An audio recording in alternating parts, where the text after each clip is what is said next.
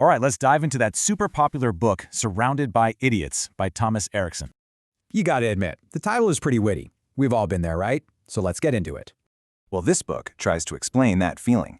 It gives you a framework for understanding people who are different. At its heart is something called the DISA model. It sorts personalities into 4 simple colors. And get this, it's not a new idea. It actually goes way back to the ancient Greeks and even the Aztecs. So reds are your driven types, yellows are social and creative, greens are calm, and blues are super analytical. The big idea here?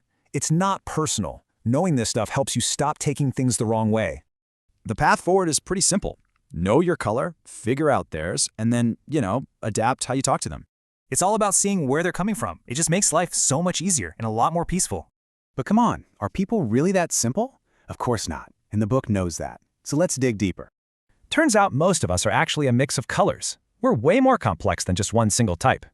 Yeah, a whopping 80% of us are a blend of at least 2 colors. Only 5% are mainly just one. So the model's super easy to get, but critics say it can be a bit simplistic. It definitely has its limits. And here's a big one. People change, right? This model doesn't really talk about how we grow and evolve. But even with those flaws, it's a start. It's a place to begin understanding each other just a little better.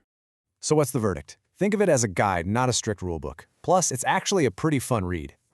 Which leaves us with a big question. Is this really a tool for empathy, or just another way to label people?